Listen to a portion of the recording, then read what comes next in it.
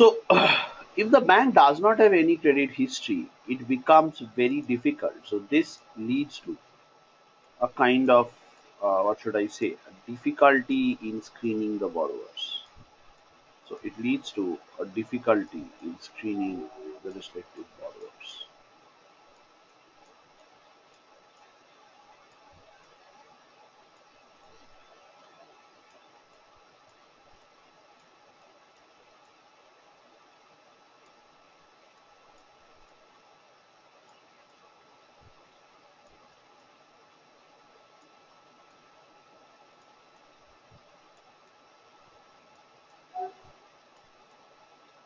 In screening borrowers,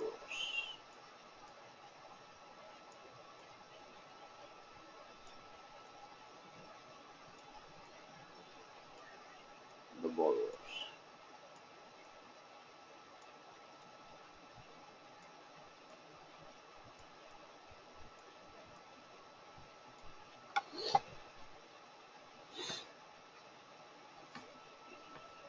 So difficulty in screening the borrowers. So basically, there is a new to bank customer. So the bank does not have any credit history, and it becomes very difficult to screen the borrowers because the borrowers bank does not have any idea about the historical performance of the borrowers, right?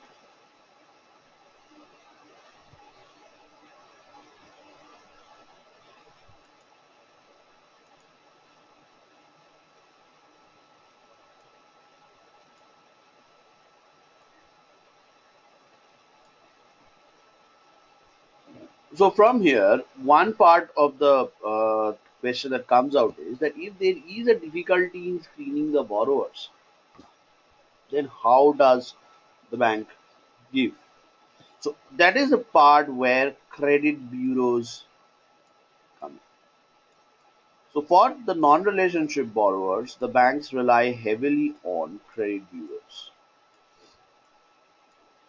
right?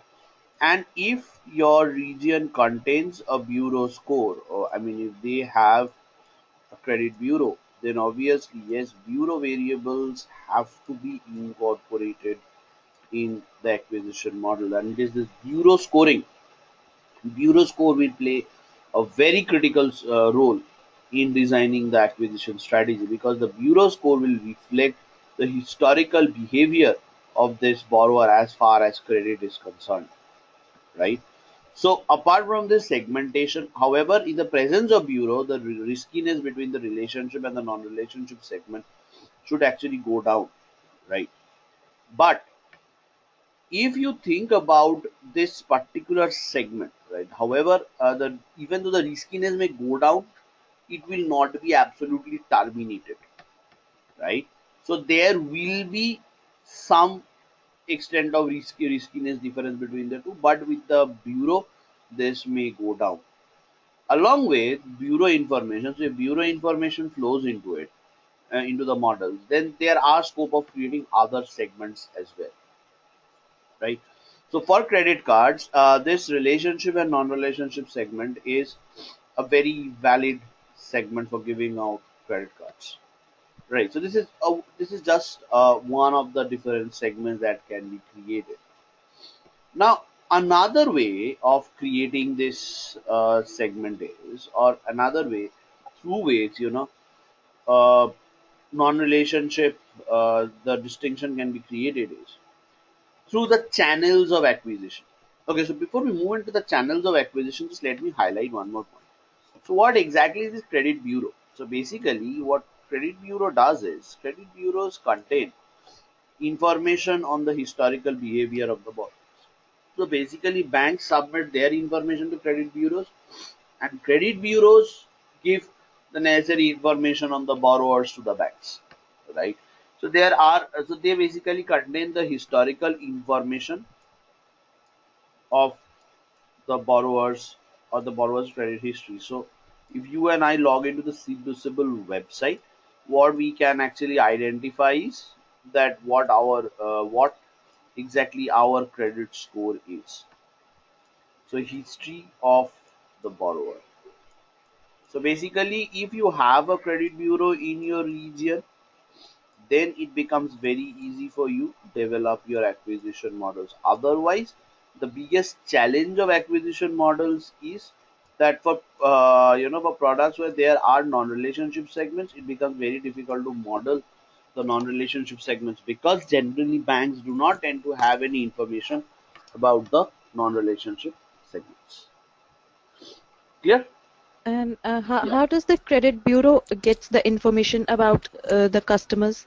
So basically, Do what different happens? banks Yeah, submit? yeah, yeah. All Yes. the banks, they submit their information to the credit bureau, right? And at the end of the Okay. day, when the Mm-hmm. bank requires information on a particular set of borrowers, they submit those IDs, and they submit the respective identification IDs, and the bureau fetches the information for them for all the variables that they have, and they give it to them, right? So Okay. and there is a charge And which banks have to bear for the number of variables they want to purchase. So the banks need to be very clear about that, okay. what are the variables, that what are the type of variables that I would need for hiring a borrower, Okay. right? Mm-hmm. Okay. So I'll Got just it. tell you a very funny incident from my career. So basically, I was at Genpact at that point of time, and we were developing an acquisition scorecard for a US bank, for US NBFC. So what they wanted, so they used to extract these bureau information, I think from Experian or something. So so we had developed all the models. So he gave us variables, and the total number of variables was around 450 or 500, something like that. And from there, there was around 80, 60 variables which was purchased from the bureaus, and we did our all derived variables and everything, and we obtained the whole list of the variables, and then we developed the model, and finally we ended out with four variables, three or four variables to in the final model. So there was the entire variable drop down process which was given, and finally the most statistically significant variables were selected, right? So and the scorecard was very good in terms of all its parameters. So basically, when we looked into it, the discriminatory capacity was pretty good, and it was better than we generally used to get. Now, having said this, having done that, the next thing that came out was, when we presented it to the client was really happy with the results, but he had a problem with us, that man, I had bought 60 variables from the bureau, right? So I had to bear that cost, I had to give that budget, and out of that, you tell me that there are these four variables that you have used. So that raises a question on my sincerity of purchasing. So we tried explaining to him that no, that is not your fault actually. So you need to get a larger number of variables, and all these four variables we have used actually uses 15 to 16 of your variables. But he was still not convinced. So what we said was that, see, man, these are all statistically insignificant variables. The other variables, these are the four variables which came out with the greatest significance. So he listened to us everything, and then he asked us that, what is your criteria for doing this and doing that, and what is your criteria for significance and all. And in an Excel sheet, we showed him that, okay, this is the p-value column, and based on this, we took our decision. So he listened to it very minutely, and then he said that, okay, so it is this Excel sheet, this column in Excel sheet, which is creating the problem, right? The p-value column. Then let's do something. Let's hide this column. And then what you can do is you can increase four or five more variables. So we were literally stunned to hear that, because if your model is not statistically significant, it's the business or the regulators will come after you. And obviously that is the first column that they would ask for, the p-value column, because when we go forward, we'll see that how this thing happens. I mean, how p-value is used to tell the statistical significance. So so we were literally like shocked to hear that you remove that column which decides on the statistical significance and increase the number of variables. So that is how actually clients are, right? So they can just go to any extent just to, defend them that whatever they have done is correct or something. But at the end of the day, if that was actually done, the business would come running after him. Okay. They would come running after us, and we would ultimately get thrown out of Genpact. So So, Mm-hmm. so these are the different type of clients. We generally get into analytics because the biggest problem with analytics is that but also with credit risk modeling is that it is such a technical field, and the clients they themselves are not aware of the technical side of things, and at times they are like you have to include so and so variables. It's like you are Okay. as if you are in a vegetable market and you are bargaining out that no no no no no no इतने में तो इतना ही देना होगा एक पत्ता धनिया extra देना होगा. So it's like that. So Okay, got it. right. So these are certain challenges that will come up to you or whoever works in credit risk modeling. Right. However, as you said, your plan was Okay. to move to Australia. I believe the extent of illiteracy is relatively less that side. But managers in Yes, but yes, exactly. yeah, so of the work that Australia does, I think they do very fine work. Whereas in Europe and America, most of these managers are they're damn illiterate people. They hardly know anything. All they understand is the business and the figures. So they are very accurate in telling you whether your model is giving you the correct figure or the wrong figure. That's all they can do.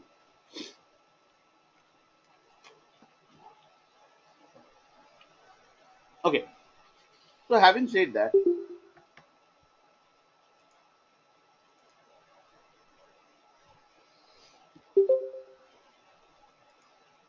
Hello? hey, hi Harpreet. Yes, I got disconnected. Okay, okay, okay, okay. Okay. So I was saying that the people are literate, but I think they are not that much technical there. So Yeah, I but suppose we they can face do the have same problem. yeah, but they have a sufficient understanding of the technicalities, right? They are not Yes. adamant to this extent, right? Because the US people they are Mhm. like very literate. So Yes, I. I have seen cases where Mhm. a person who enters the data, he doesn't understand the difference between a missing value and a zero. So wherever there was a missing value in sense, this guy had happily replaced it with zeros. So for him, is if a value is Okay. missing, that is zero. So undoubtedly, when we ran it through the codes, the code did not detect any missing observation because every cell was populated. On the other Hmm. hand, when we did when we did all these mean median mode checks, we saw that distribution was absolutely skewed in nature because there was a heavy concentration at zero. So these are some Okay. major challenges that used to happen. So yes, Okay. obviously, when you start working with the data like this, Mhm. getting acquainted with them. So do you have data like this, and you will be Yeah, teaching me yeah, on yeah, that? yeah, yeah, yeah. I will Okay. be doing it. Okay. And which PD model development will we be learning? Would it be for credit cards or will be it for some other No, datas? the acquisition scorecard will be on a loans portfolio, Okay. and I mean there would be two application scorecard case studies. One will be a very Mm-hmm. simple case study called the German bank data, which will focus totally on the Okay. model development steps. Then Okay. we'll have a case study on term loans, personal loans, Mm-hmm. which will give us a idea about the data management steps. So how to manage the data properly, because in the German bank data, the data is pretty structured, right?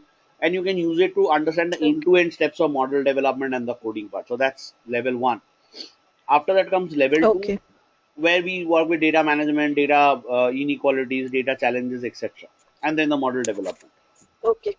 For behavior scorecards, we'll develop using credit cards, and then another one using Mhm. term loans, right? So that depends again on the type.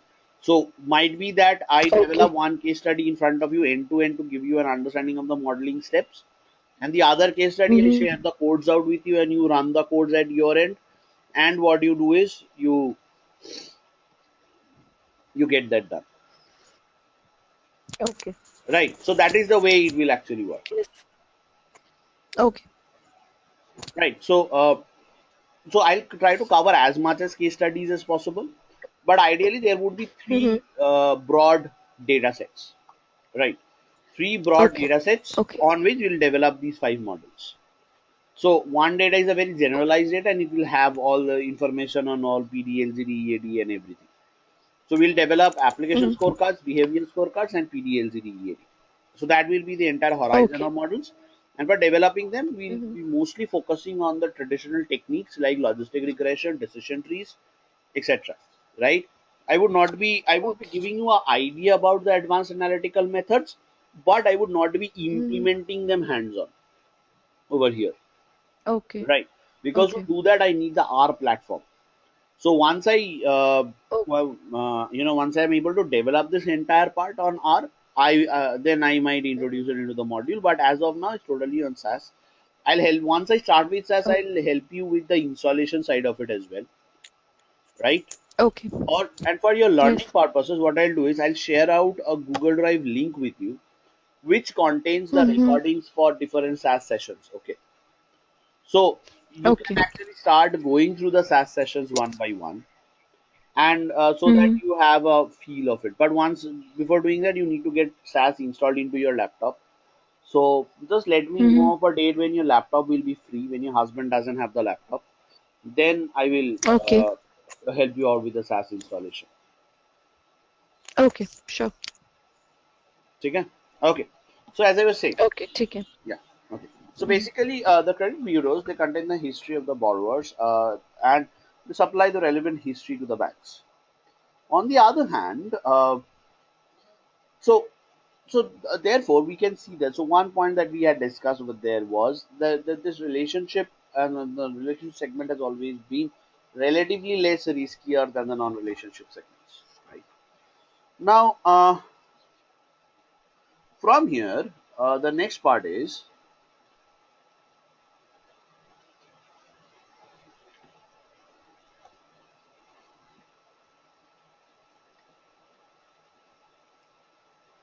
now apart from this, another source of riskiness is the channels of acquisition.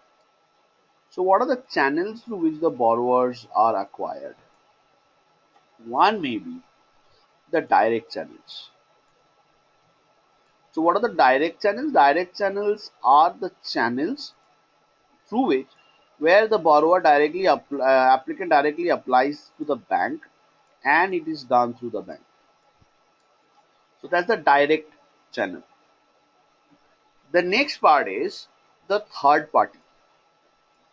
Now for relationship borrowers, it is not through the third party. It is directly done through the bank, because a person who has account with the bank, with a given bank, the bank will directly approach him for credit. So therefore, all relationship borrowers are acquired through direct channels, right? So whereas for the non-relationship borrowers, what we have is the third party,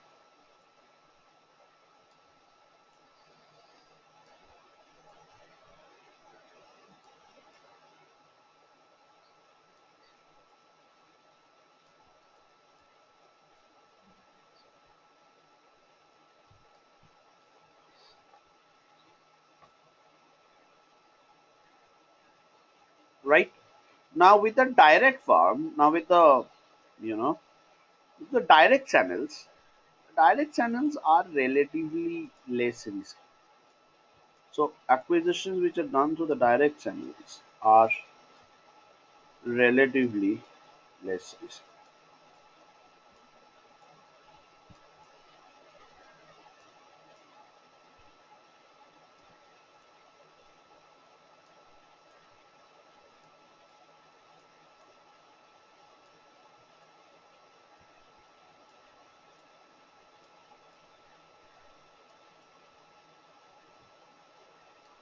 Relatively less risky.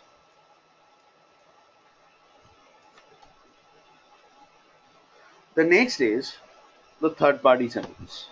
So in third parties, what happens is that basically the people are willing to like, so in third party channels, so it's through the third party you outsource the acquisition. So therefore, the third party is in interest of their commission. What they would try to do is they would always try to you know just hire as much as people as possible on the books of the bank. So obviously your acquisition goes up, so the quality of the credit actually goes down. So Accounts which are acquired through third parties are relatively more risky, or these are the relatively risky set of accounts.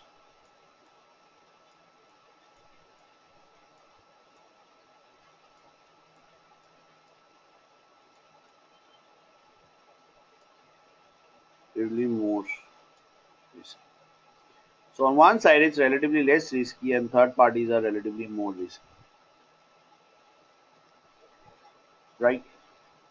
So having said that, the next part that we need to talk about is, so basically these are the different sources through which origination risks might arise. So these are different sources where origination risks may differ, right? So for example, so however, whatever these variables are, whatever the segmentation criteria are, you will see that they arise as a part of, you know, your what should I say? So basically, they arise from different origins. So whatever your segments are, whatever segments, whatever different sources of acquisition risk that we are identifying, they represent the origination of the borrower. So be it relationship, non-relationship, that talks about a particular type of an origination. So be it within non-relationship, whether it's a direct acquisition or third-party acquisition. So these talks about the channels through which the borrower originates, right? So Okay. so these are some basic segmentation or basic segments which from riskiness arises in a bank. Now, talking about the behavior scorecards. Now, so basically, what is the problem that we are facing in an acquisition scorecard while developing an acquisition scorecard? The problem that we are trying to answer over here is that y equals to 1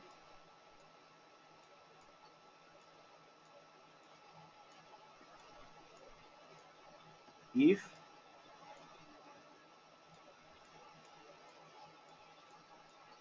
the borrower is a good borrower.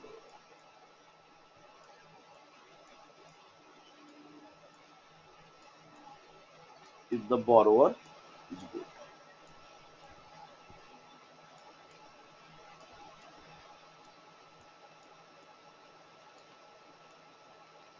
If the borrower is good. In the second case, the second part of the dependent variable is y equal to 0 otherwise. Uh, And the Y represents the probability of default, No, or y is the dependent variable, is a target variable, right? So y is like okay, y equals to 1 if the borrower defaults. I mean, if the borrower is good, equal to 0 otherwise, right? Now, okay, these are the two possibilities that can happen. Either the borrower is good or the borrower is bad. So basically, if I give a loan to the borrower, so after a point of time, I'll see whether he becomes a good borrower or he defaults and he becomes a bad borrower. So that is what the point over here is, right? Now, standing today, I am about to give a loan to a borrower, right? Or to an applicant. Now, when I give a loan to an applicant, I need to understand whether this borrower is a good borrower or a bad borrower. But I am not God. I cannot exactly say whether this guy is a good or a bad. So I feel that this guy is a very bad guy, but at the end I see that he turns out to be a good guy, or vice versa.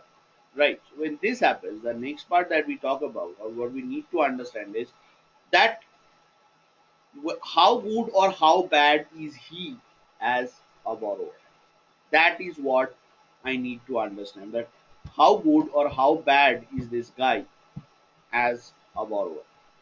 So obviously, as a lender, the best I can do is I can try and estimate his probability of being a good or a bad borrower.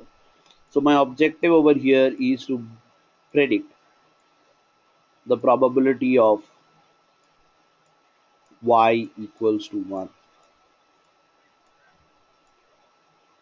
right? So when I'm trying to acquire him on the books, what I'm trying to estimate is that what are his chances, what are the chances of this borrower of being a good borrower. So that is that probability of y equals to 1 which I am actually estimating over here, right? And the moment I can estimate probability y equals to 1, so from there I can also estimate 1 minus the probability of y equals to 1.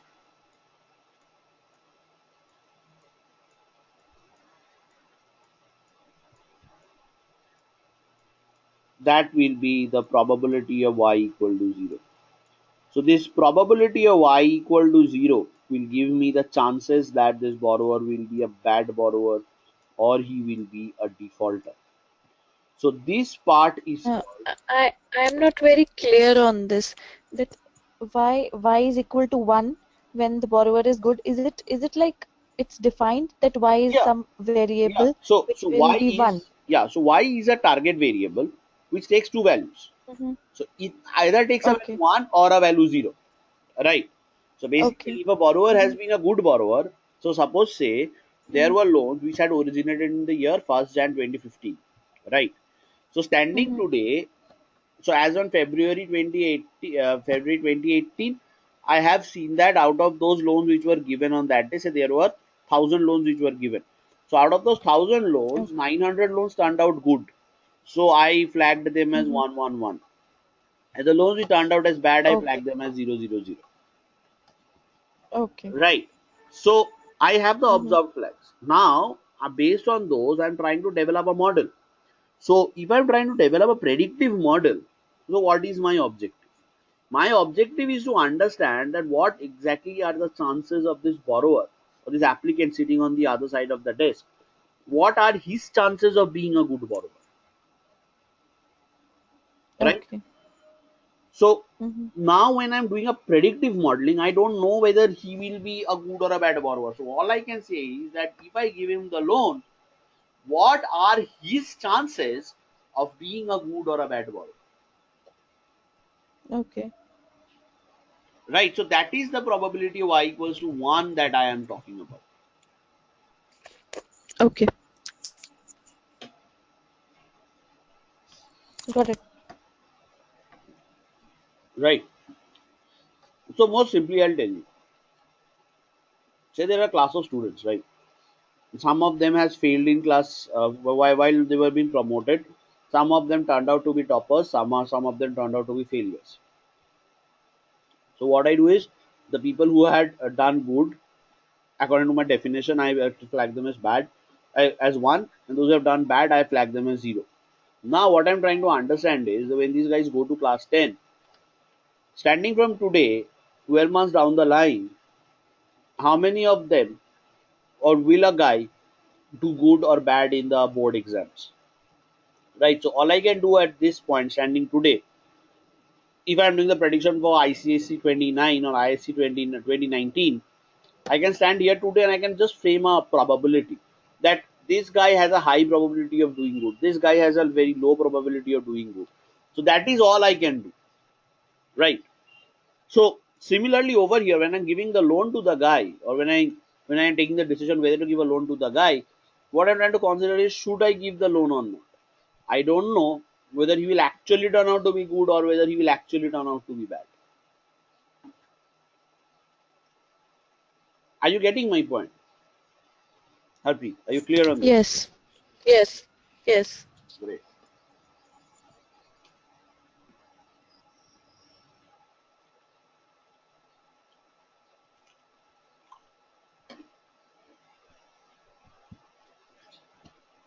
Okay.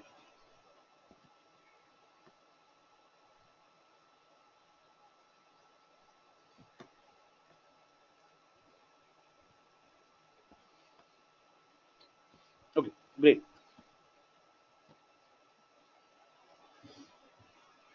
So over here, when so basically this y equals to 1 is called the event, and y equal to 0 is called the non-event. So basically, when we are flagging, we need to decide what is it that we are trying to define as event, and what is it that we are trying to define as non-event. So that is important. So over here, what I'm trying to do is I'm trying to define the probability y equals to 1, that is probability that the borrower is good. Therefore, 1 minus probability y equal to 1 is what? That the borrower has chances of defaulting, right? So this is also called the acquisition, the origination period. The chances of a borrower to go bad that you are estimating at a given point in time is called the acquisition PD. So basically, that you are trying to estimate at the origination. So looking into his credit history. So you have not looked into his observed behavior. What you have done is you look into his credit historical past, and based on that past, you try to frame an idea at origination while giving the loan that this is the chance of this borrower of being a bad borrower, right? Okay. So an acquisition PD is the probability of a borrower to default, which is estimated at origination. Excuse me. So what we want to do understand over here is that what exactly is that. So basically, based on his historical credit patterns, what are his chances of defaulting, given given his historical behavior from other banks, or given his historical credit history, what are the chances that this borrower might turn out to be a bad borrower? So that is called the acquisition PD. So acquisition PD is the chances of the probability of a borrower to become bad, which is estimated at origination.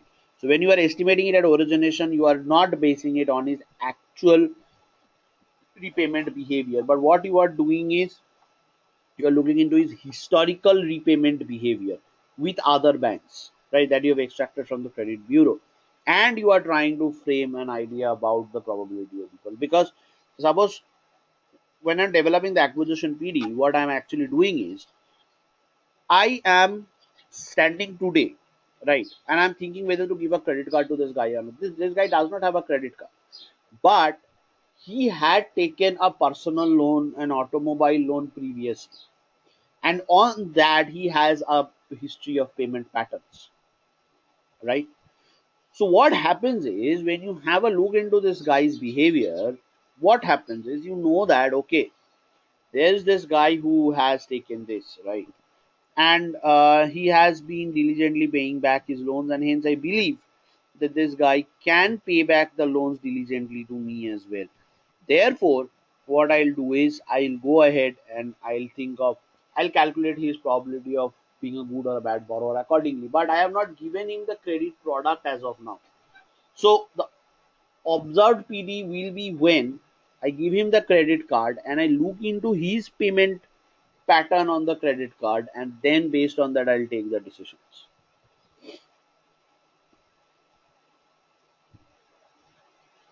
Right? Okay. Okay.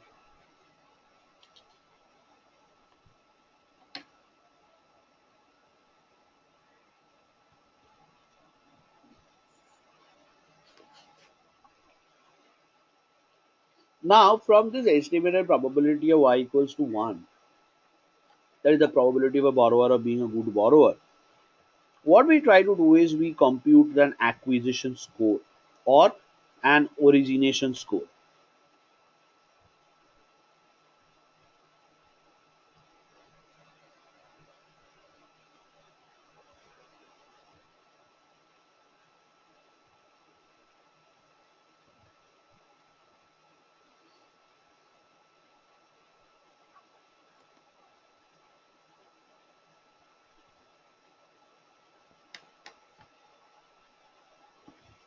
Okay. So from this probability, we generally design something called an acquisition score.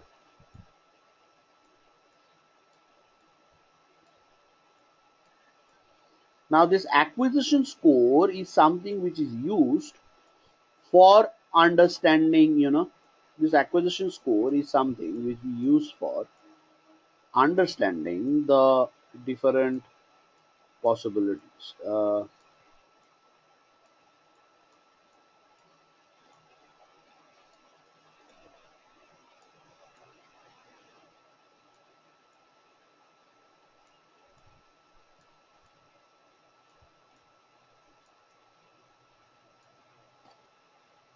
So this acquisition score is a transformation of this probability of default. So based on this problem, I mean based on the probability of y equals to 1, the probability of a borrower being a good borrower, there is an acquisition score which is being generated, right?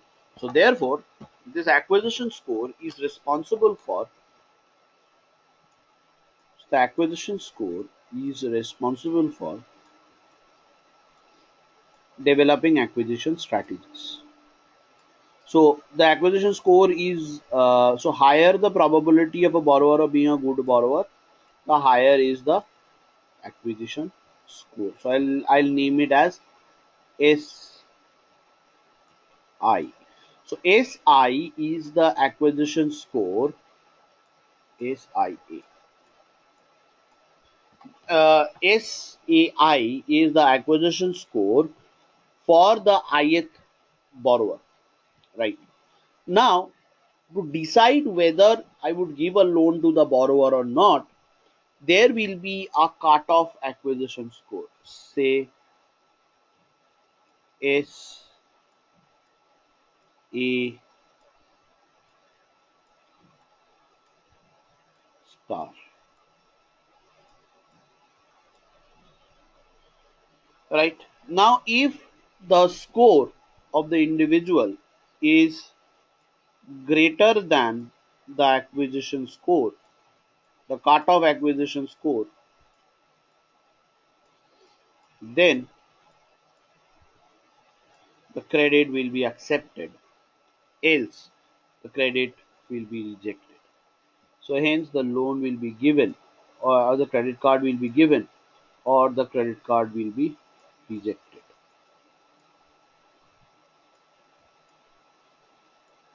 Loan will be accepted, else the loan will be rejected.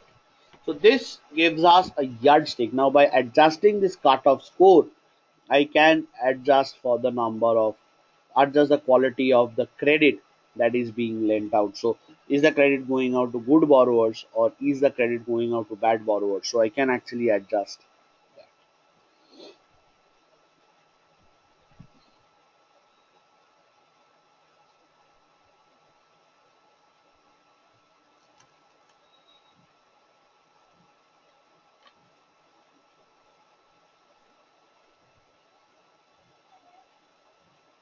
Right?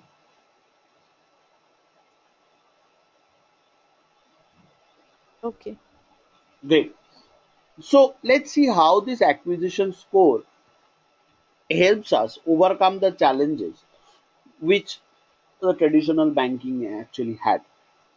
So basically, traditional banking used to play around with the rate of interest to to control the quality of the quantity of the credit. So what they used to do was something like this. So people believe that the rate of interest or the quality quantity of the funds borrowed was negatively related to the rate of interest.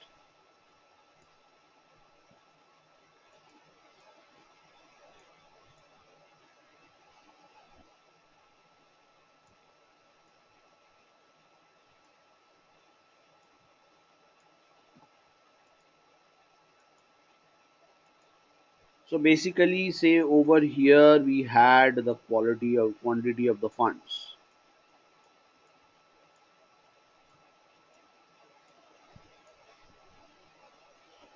and over here we have the rate of interest.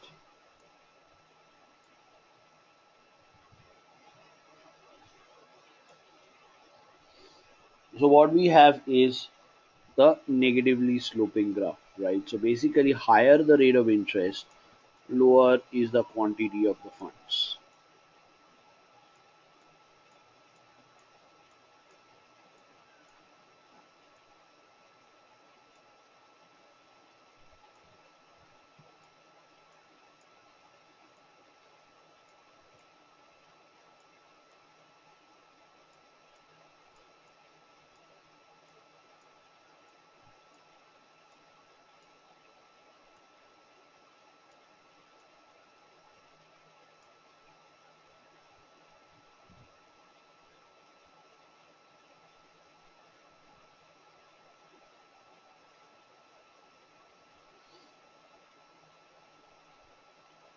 right?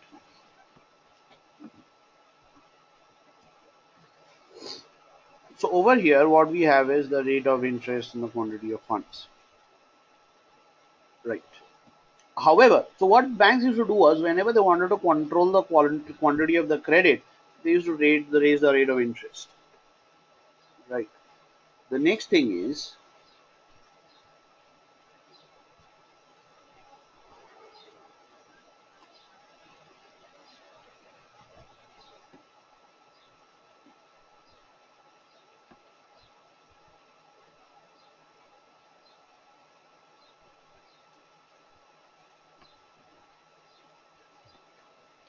so basically what happened was when the rate of interest was increased, the quantity of credit went down. The overall demand for credit went down. But the limitation of this approach was that it controlled for the quantity of the credit, not for the quality of the credit. So what happened was that when the rate of interest were higher, right? So people who were ideally the good borrowers, they started moving out of the system because they knew that it would become difficult for them to pay back the loans. Who actually entered into the credit system were the bad borrowers. So what happened was there was a large number of people who came in, took the loan, and they just happily went and defaulted.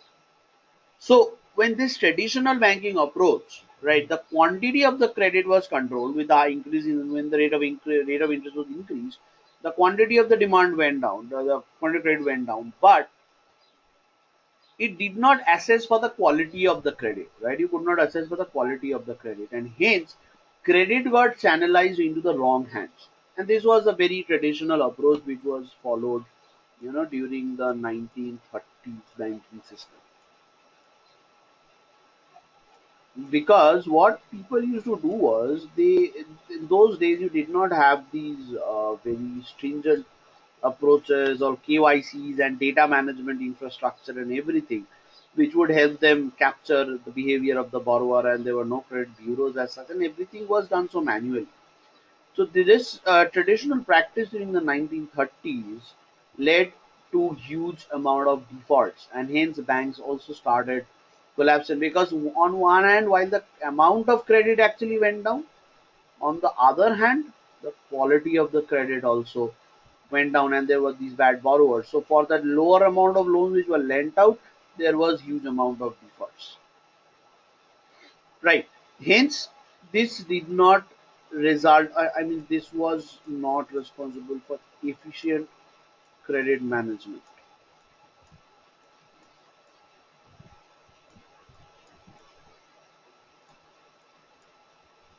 For efficient credit management.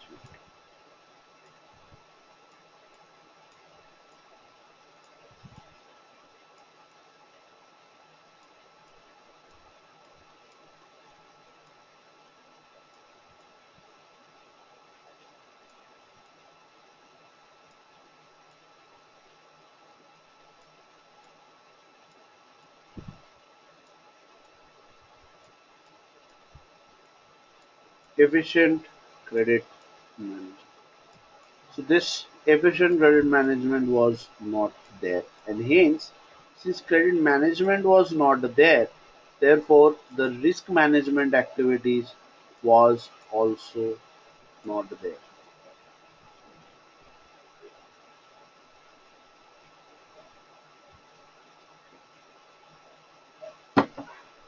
Right? So application scorecards help us overcome this problem. Now by adjusting the application score cut of application scores accordingly, I can always create I can always start filtering out the good borrowers versus the bad borrowers. Clear? So this is how this application scoring helps us not only manage the quantity of the credit to be given out, but also the quality of the credit, because it decides on the amount of credit to be lent out on the characteristics of the borrowers, not on the characteristic of the no, not on some macroeconomic characteristic like rate of interest.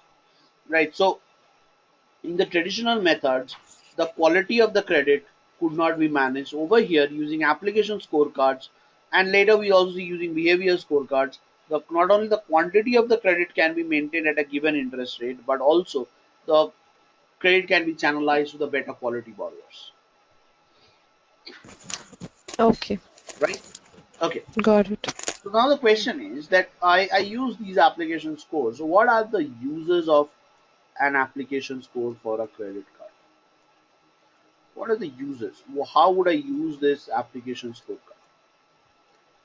So basically, application scorecards are used to design acquisition strategies. And this acquisition score has two broad uses. So first use of acquisition score is that the acquisition score will help us decide on the accept decline strategy. So should a borrower be accepted or declined? So obviously one part which we need to focus on over here is the accept decline strategies, right? The next part that I have over here is the limit assignment strategies.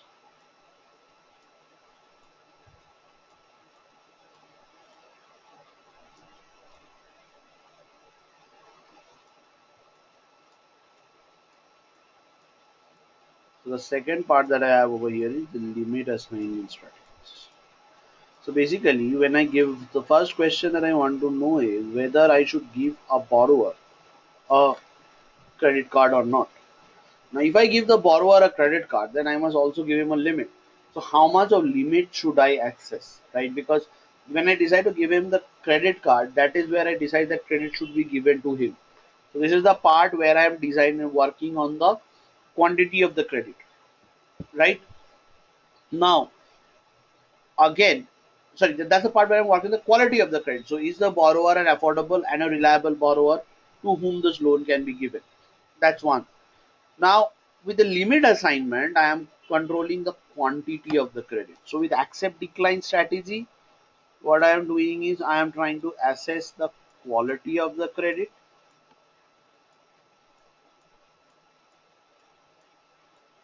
right? The quality of credit.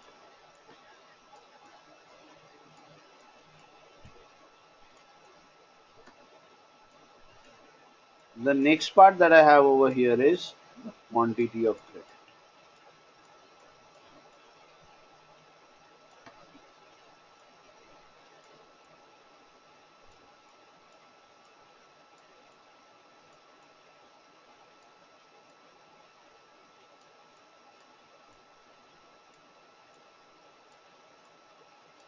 The quantity of credit. So over here, what I have is the quality of credit, and the second part that I have over here is the so one part is the quality of credit, and the other is quantity of credit, right? So basically, first of all, I decide whether I should give the borrower a loan or not, and then what happens is I try to assess whether I should be giving him or the what is the amount of credit that I should be giving out to this borrower, right? So these are the two major activities that an acquisition scorecard is used in. Apart from other, there are other strategies where application scorecard, I mean the application score is used as an input, but these are some of the other uses, right? Okay, so any questions up to this point, Harpreet? No, Okay, great, it's clear. great. So the next part that we talk about is that when I talk about accept, decline, limit assignment, and all, so let us understand how the how this application process actually goes on. So application, I have this application scorecard, and I have developed this application scorecard, and with which I've generated the scores. Now I need to decide on this accept, decline, and etc. So how does that entire tree happen? So how what exactly is that spread? So basically, all the applications which come out to a bank during a given point in time, say over a month, is called the through the door population. So the through the door population is nothing but it is the sum of all the applications which have come down to the bank. So that is called within a given span of time. This is called through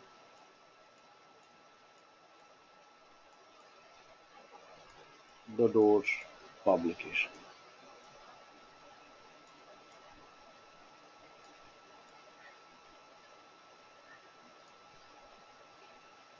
right?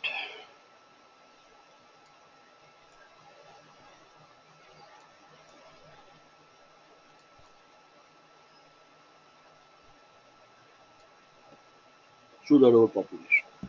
Now, what is this through the door population? Now, what are the sources from which the through the door population comes? So, this is the list of all the applications that come. So, there can be online applications.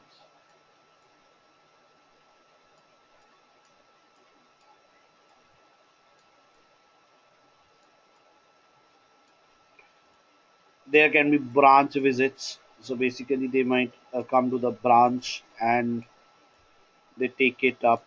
They directly inquire about the branch or inquiry counter.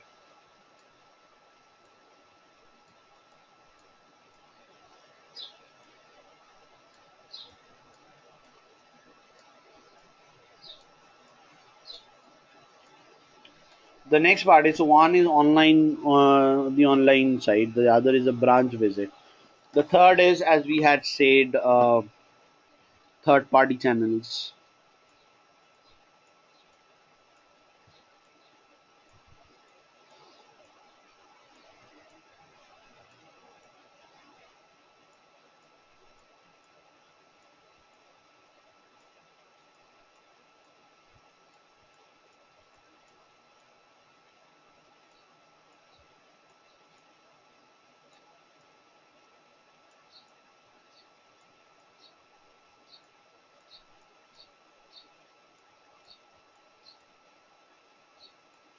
So what they have is third party channels. Then also another source through which this happens is ATMs.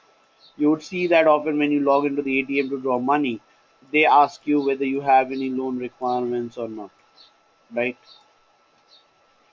Then there is a telephone or phone calls. So they inquire about the phone calls from there, right? Or etc. So there are these are the different channels through which these through which the application actually comes in. So, however, the two most prominent channels are one, the most prominent channel ideally generally is a branch visit, and after then is third party channels, right? So, the others are online ATM phone calls, and the other are distributed among them. So, these are the channels. These are some of the channels which I could remember about through which these inquiry starts coming. The inquiry comes in.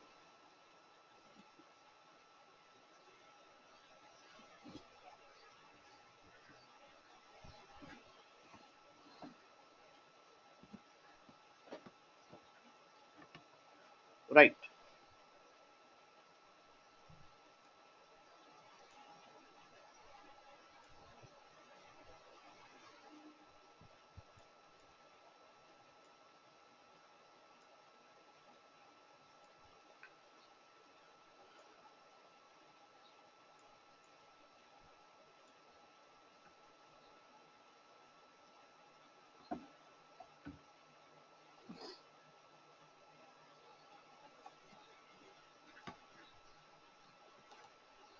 Okay. Now the through the door population meets three kind of fate.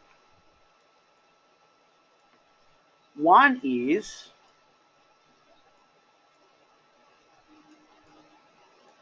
that they may get accepted.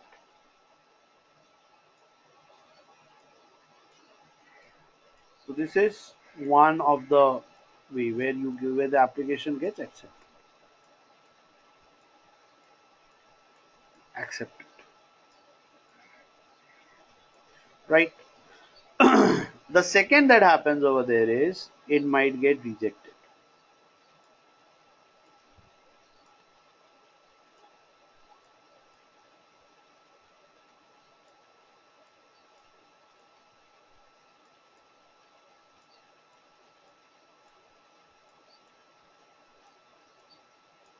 might get rejected. And the third is pending.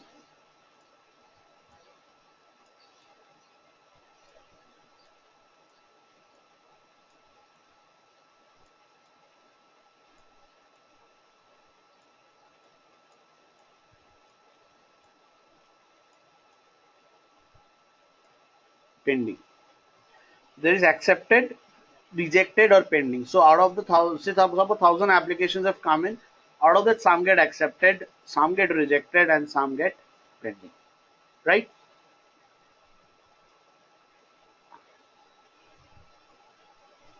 Okay. Okay.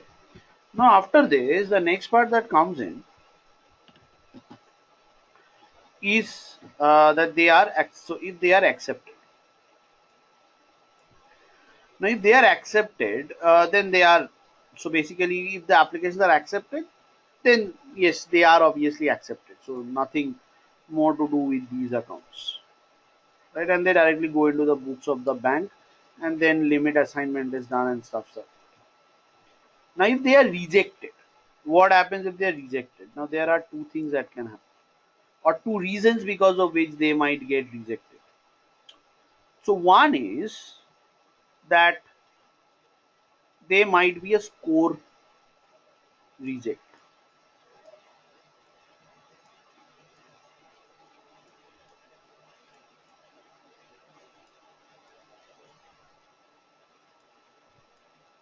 There might be a score reject.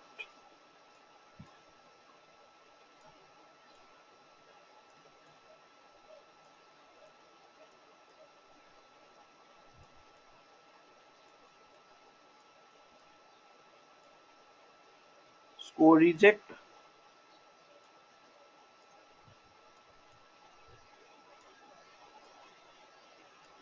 There might be a policy reject.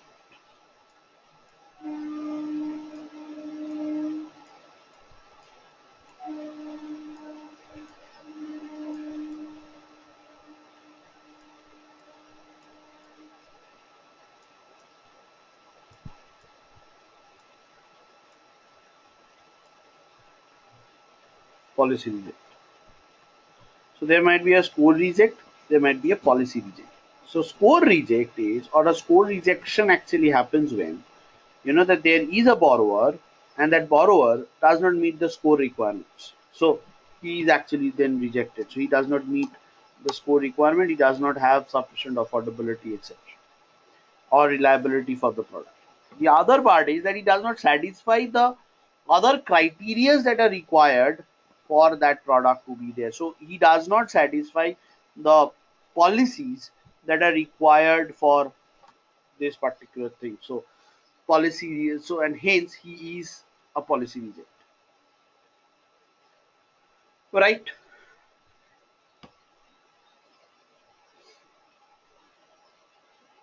Okay. So obviously, so what exactly is score reject? Score reject is pretty simple, that you can understand that he does not satisfy the score cutoff that is required for him to take the particular product. On the other hand, a policy reject is something where you do not satisfy a policy. Say for example, you are a non-relationship borrower and you satisfy all acceptability, all norms of acceptability for the bank. But what doesn't happen over there is, or what doesn't happen actually is that you do not, so the product that you applied for is not given to non-relationship borrowers. So it is only given to relationship borrowers. Therefore, even if you have applied for that product, you become a policy reject, right? So under policy reject, there are some product restrictions. There are sanctions, pending instructions, which need to be passed out, right? However, there are cases for both these rejected populations. So the rejected populations often get referred to underwriters. They often get referred to underwriters.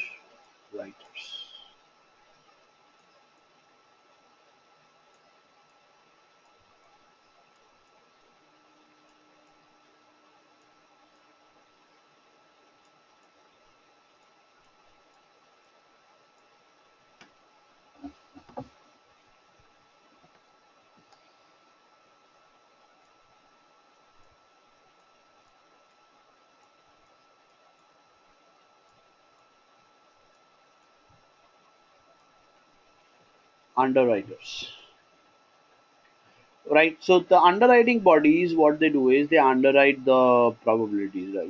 They underwrite the, they go through the application and they consider whether that can be accepted to some case. So basically these, be it a score reject or a policy reject, so these are basically, they together are called system rejects, because generally the model is implemented in the system, and hence when they pass through the system rejects them, and once the system rejects them, then their role goes to the underwriters.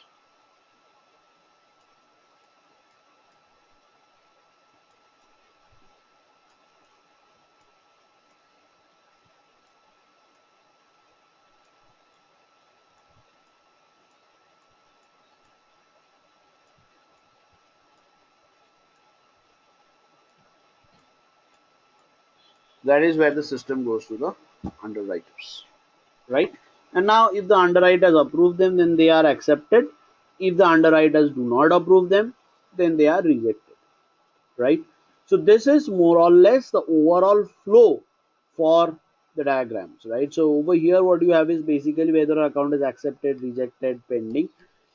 And within rejected there are two types of reject. One is score reject and there other is policy rejects. And then what you also have is system, the system rejects.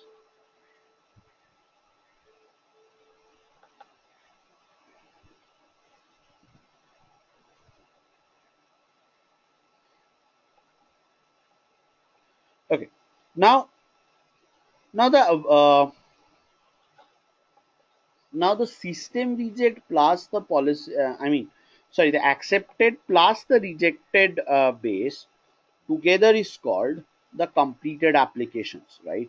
And for a given time period, only the completed applications enter into snapshot, or into into so when we develop models, we'll only be considering this accepted snapshots, right? So whereas whereas the pending are not included. So for example, say out of 1,000 accounts, uh, there are 100 which has been pending applications.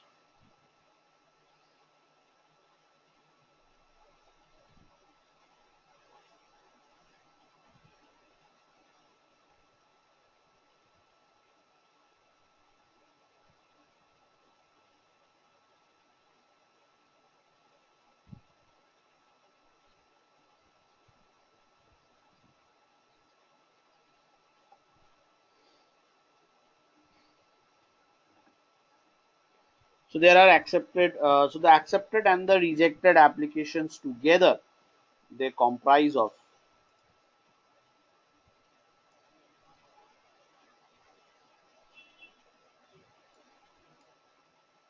to get the accepted and the rejected applications, they together comprise of your completed application. So if in a given month, so there have been 1,000 applications, and out of that 100 has not, hundreds are pending, then the total number of applications which will enter for that month is the total of accepted plus rejected applications. The pending applications will not enter.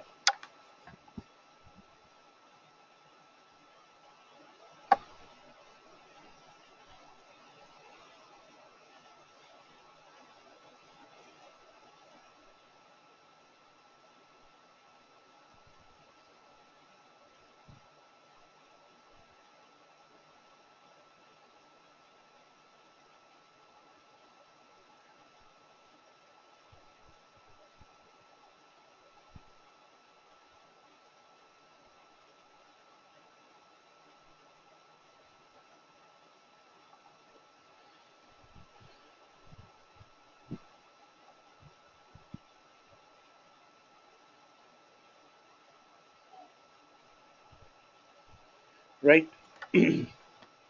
So is this framework clear to you? Yes. Okay. Now the next part that we also need to understand is that there are Now, talking about score rejects and policy rejects and stuff like that, what we can say is that there are there are different credit products that we have generally. Okay, so and I mean, especially for credit cards, there are different kind of products, and for some products, scores are not applicable, whereas for some products, scores are applicable. So, for example, let's take the case of Mukesh Ambani's son. Now, if he applies for a credit card, he might himself might be a student and he might not have the capability, right? But given that he has a huge amount of wealth in his name in his bank account, so the bank would obviously overlook the the bank would obviously overlook uh, the score part, because he himself does not have any kind of affordability at his own, but he has a huge bank balance or relationship amount which he maintains with the bank. So then he automatically becomes a premier customer for the bank. So in that case, even if his score is low, but that score is overridden by the fact that he has a huge amount of bank balance, and that is known as you know so this kind of characteristic or this kind of a thing is known as your low score overrides. So low score overrides appear when you do not have the scores, right? You do not have the appropriate capacity to purchase a product on your own. But what you can do is you can actually use your wealth with the bank, and against that you can get that loan. So there are different products, right? So there are cases where application scores may not come in. So the next step is to understand the different types of banking products that are different types of credit card products that we come up with, or the people, I mean, you know the amount of product that people come up with, or the banks they come out with. So depending on the type of the product that I subscribe to, I can determine whether application score will be used or not. So now generally, credit card products are broadly of three types. So if you survey the credit products that different banks, different national and international banks have, so you will see that there are broadly three types of credit products.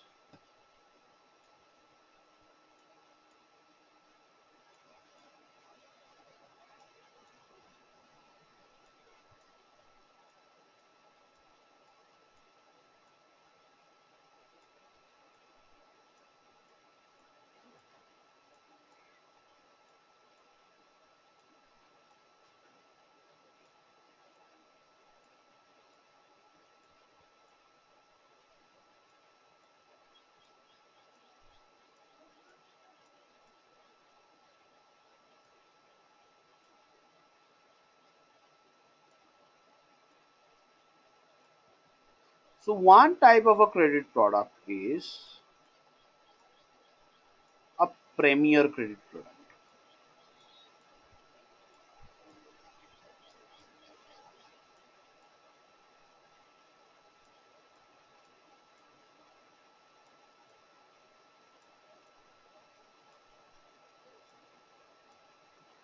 Right? Then there is an advanced credit product.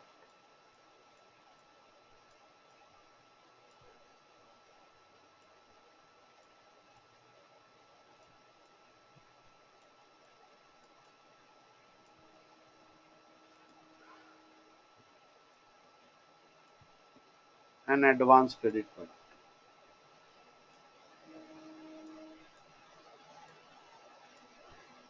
There is a mass credit product.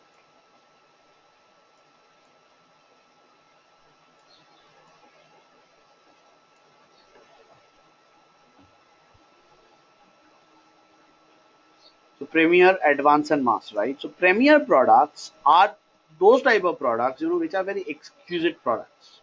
And for premier products, there are mostly these characteristics. So for a premier product, you can have the following two. subdivisions going further.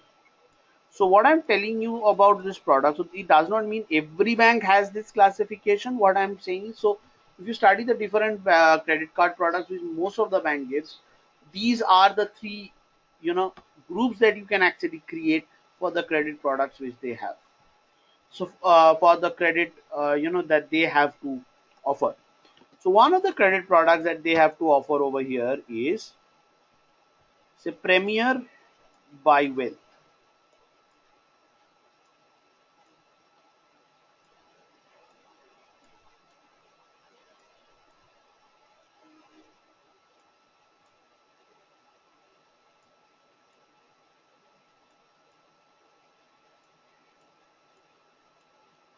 Premier by Wealth.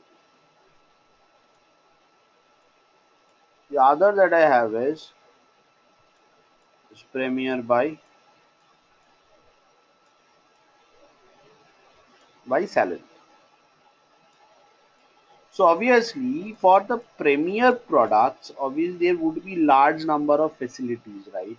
There would be a huge credit limit, and this would be for people who have exorbitantly high salaries, right? So people who have salaries of the type, like, who have salaries like 20 lakhs annually, or 25 lakhs annually, like this. So you have to have a annual income, and then that is a very high range of annual income which you need to have, so that you can actually manage this. So that is where this is the Premier by Salary, and over here what you have is the Premier by Wealth,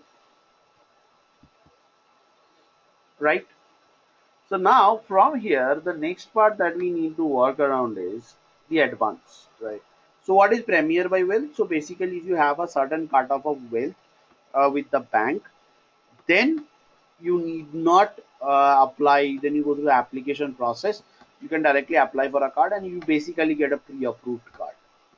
Right. So pre-approved cards are, or pre-approved loans are those amount of loans which base your salary. The bank will give you hands down, and you need not go through an application scorecard or application score process. However, if you have to apply for a loan greater than the pre-approved amount, then you are actually processed through it. So basically, if the amount of wealth that I have with the bank, right? So suppose if my grandfather has left me some $100 million and I maintain that with the bank would be most happy to give me the credit card, because the person knows that even if this guy does not earn anything, he has sufficient amount of money in the bank to pay me back the credit.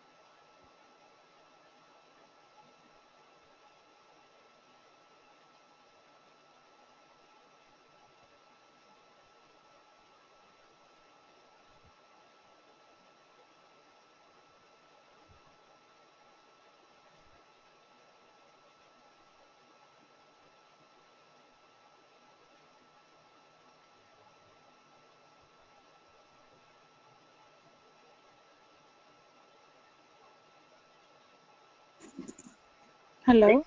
Yeah, tell me. No, I thought that I lost the No, connection. no, I no, was no, just no, no, checking. no, no. No, no, I just stopped for you to just go through it, and then we'll get started again. Okay. Okay.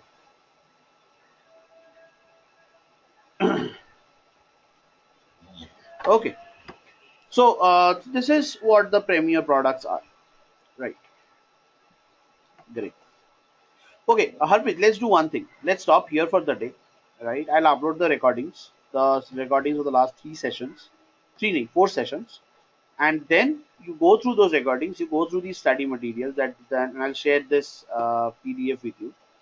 So once you are done, then we'll continue it with the next class. So in the next class, we'll talk mostly about behavior scorecards, and then we'll move on to other credit products as Okay. well, right? And you'll share the link today and the PDF as well, right? Yeah, yeah. Link I might share it Okay. tomorrow because all these recordings need to get converted, right? So it's yesterday's Okay. recording No will get it problem. converted. So once that is done, I Okay. will share it. Okay. No problem. Okay. Thank you, Harpreet. Mm. Okay. Thank you. Bye Bye bye. bye.